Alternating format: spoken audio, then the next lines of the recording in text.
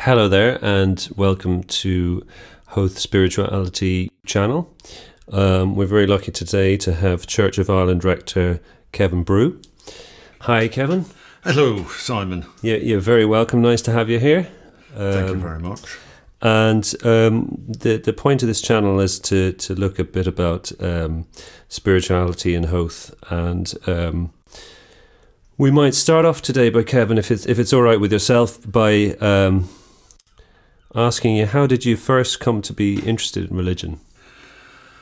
Well, I grew up in England, and like a lot in the Church of England, I was baptised and never went near church again for ages.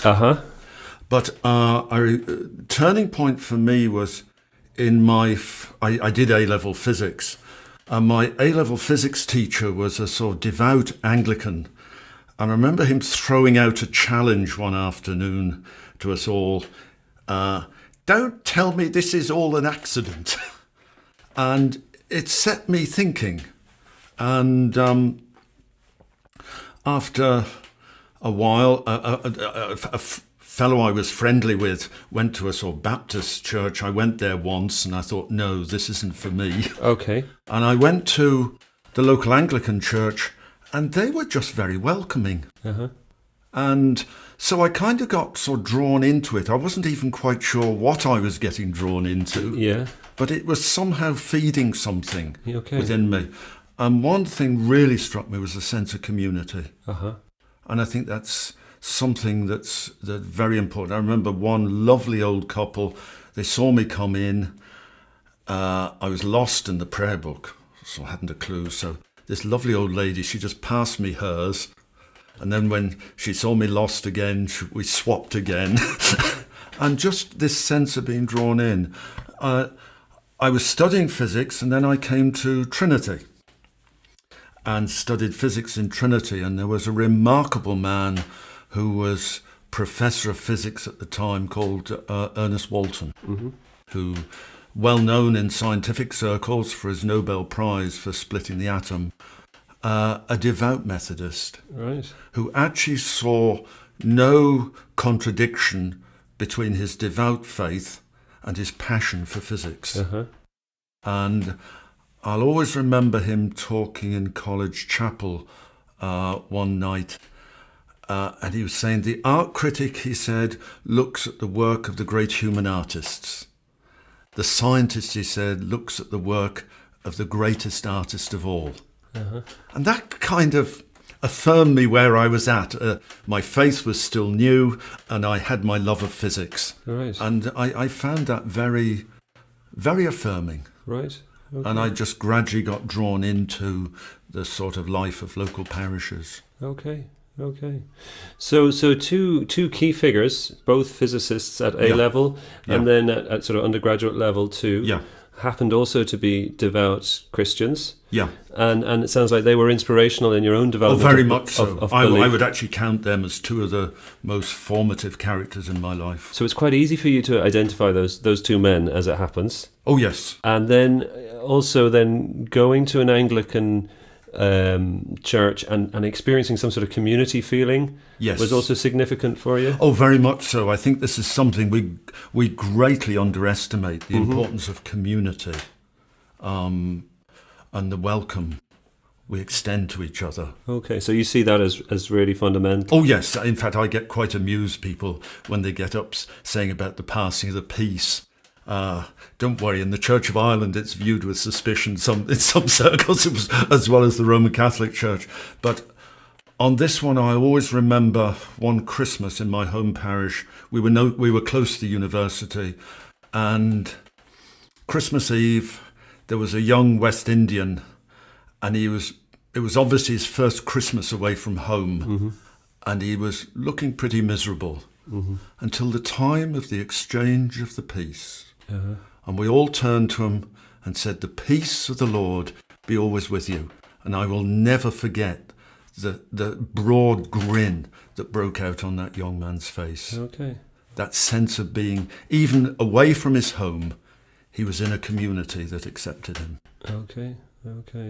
So the community bit of it is important. Oh, yes. And Okay, and then can you maybe say a bit more about how your faith developed? You were sort of bringing it up to your undergraduate days. Yes. You said you began to become part of communities.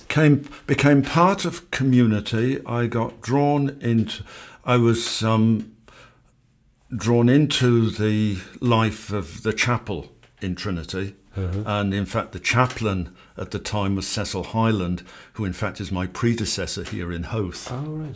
And he was quite innovative in some of the things he did in the chapel. And then just moving on, I just began to feel I wanted to go deeper into this. Some people had suggested to me fairly early on I go for ministry, and I thought that was a crazy idea. And then so at the end of my physics degree, this thought came back, and I thought maybe it's because I want to work with people. So I, in fact, worked as a medical physicist, the early days of ultrasound flow meters. But after a couple of years, this wasn't going away, so I said, I will tackle this. I'll put my name forward. If I'm accepted, I'll go for it. And if not, I'll... And when you say, Kevin, it wasn't going away, what wasn't going away? A feeling that God, however you describe that God was calling me into a ministry. And it seemed a very strange idea to me. I was fairly new. My rector at home had suggested to me that I should think about it, but I thought that's a stupid idea. Okay. And I just kept putting it to the back of my mind. Could you say a bit more about the feeling of being called to ministry? It was one of just a periodic knocking, almost. And I felt, no, this doesn't make sense. So I continued as I was, and as I say, when I got to a point where I said, this has got to be sorted out one way or another. And the Church of Ireland, as in common with all churches, has a mechanism whereby you sort of put your name forward, and then the Church through a senior clergy and then a selection conference will sort of kind of walk the journey with you and sort of see, is this just imagination or is there maybe something more to this? Okay. And so eventually I put myself forward genuinely with the thought, look, if they say no, that's fine, because I was enjoying my medical physics. Right, you had an alternative. So I had an alternative, yeah. Okay. And in terms of then your own faith, as you went through this journey of becoming a minister, how would you describe the development of that? Is it possible to look back and to see? Yeah. From where I come from, with Howard Stockley saying, just look at that wonderful created universe, I began very much with God the Creator. And certainly one passage, I hardly knew the scriptures, so it was all a journey of discovery. But one passage that hit me very early on was Psalm 8. And it's when I can look at the moon and the stars and all that you've created. What is man that you're mindful of him? That you'd even think of him. And it's this sense, I got this sense of a God who made, but more than that, a God who actually wanted some sort of relationship. The God wanted the relationship. Yeah. A God who just kept on knocking on doors of people's hearts and minds. Okay. And that was your own experience? That was my own experience. Okay. So through that I probably came to... that was my sort of avenue in, if you like. Okay. Does he still knock, Kevin? Yes, actually. I always say to folk, there's always more to learn. I mean, say, something I often quote to folk is, I like the late Spike Milligan, and there's one book he wrote, and I always say to folk, it's worth buying it just for this one particular passage, and it's a book about a totally dysfunctional village at the time of partition, just as the border commission's coming through, and one of the central characters, Milligan, is this one particular day. It's a lovely sunny day, and Milligan is supremely happy. Suddenly he thinks, could this be the happiest day of my life? And the very thought made him miserable. And I find that is very profound. Is this all there is? And same with my knowledge of God, or my understanding of God. So if you had a complete understanding, it would be a disappointment in some way? Oh, totally. Okay, so it'd be almost as if God was saying, sorry, Kev, that's all there is. Okay. So somewhere it's important that you're continuously aware that there's more to learn from God. Or okay. And just to kind of really hear your personal experience, if that's okay, Kevin. Yeah. Would it be possible to say a bit about God sort of knocking at the moment in your life, now that you've come to this point in your life? Is it possible to say a bit about that, about your direct experience or your direct relationship on a day-to-day level?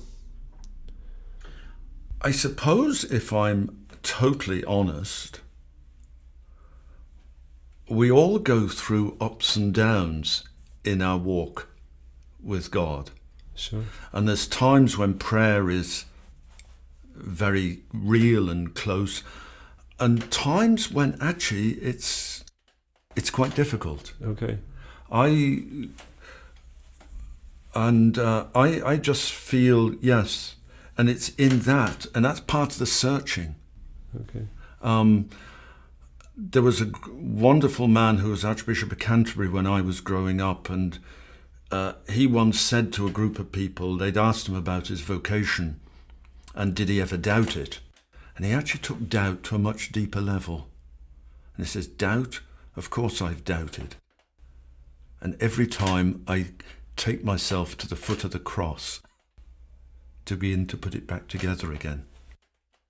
So you're saying, you have these experiences where prayer isn't connecting in the way it sometimes does, and that can be difficult. Yeah. But you're saying it's an important part of it. It's an important part of doubt is an important part of belief. Yes. I've for a number of years when we go camping in France, we visit the village of Taizé, the home of the Taizé community. And Brother Roger, when he was alive, used to talk of faith as provisional. And God takes the littleness of our faith. He used to talk of mustard seed faith. Sometimes we feel we have to have it all answered, all the boxes ticked. It's not like that, certainly not in my experience. Okay. For me, actually, the searching is important. Because if I'm searching, this is my hope anyway, I'm always looking for something fresh. Mm-hmm. And so I find when I go to even very familiar passages in the Bible, there will be times sometimes when something fresh jumps out of the page and you think, why didn't I notice that before? So the searching is key for you. Yeah. And the freshness. Yeah. What Jesus shows me is the importance of a complete self-forgetfulness. That for me is the message of the cross. A complete self-forgetfulness. And we're called to show that self-forgetfulness in our own lives. So how do you as a Christian practice that self-forgetfulness? What kind of things help you to try and... Hopefully, as the years go by, it becomes just part and parcel of who I am.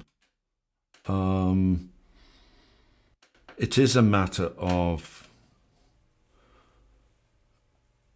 going the second mile, sometimes turning the other cheek, and just putting, say again, there's a lovely thing actually in sort of old-fashioned evangelical circles, the joy, and it's Jesus, others, and yourself. Putting that order where yourself is at the bottom of the pile. Uh-huh. And that's not necessarily a negative thing. There can be something very positive about that. Okay. You mind me asking, how long more do you have in your current role? Do you have to retire at a particular age? Is there a sort of... I could retire, I think, in 2 years' time. I'll be in the pension scheme 40 years when I'm 68. And they prize the parish out of my hands when I'm 75. But I don't want to go until I'm 75. Do you not? Why not? I would like... as anyone in the parish will tell you, I'm not the most efficient of ones. The administrative end of it is sometimes a bit of a bind, but I enjoy sort of preparing for worship, visiting sick and things like that. So if you had an opportunity to step back from the sort of administrative end of things, but just continue to make a contribution, I'd like to do that. Okay. Even in just doing holiday relief. Okay. Do you think it'll be a loss to you personally when you can't do that, when you can't play those parts, those roles? I'm sure there will be an element of loss, actually. I know a number of men, when they retire, they do find it quite difficult. Because it's the sort of job, say we live above the shop and we have the privilege of being very involved in people's lives at very precious moments in their lives, around the birth of children, about preparing for marriage, about preparing for death. And then with families as they're coming. And very few people are privileged to be with that, with a community that they're in sort of, if you like, almost constant touch with. The longer you're in a parish, the closer you do get to people. I'm 9 years here in Howth, so when you've sort of visited people in their homes, when you've met them at worship, when you've shared some quite deep things with them, and then the end comes, it's a privilege. So, and it sounds like quite an intimate series of relationships and connections. It can be, yes. Yeah. It can be.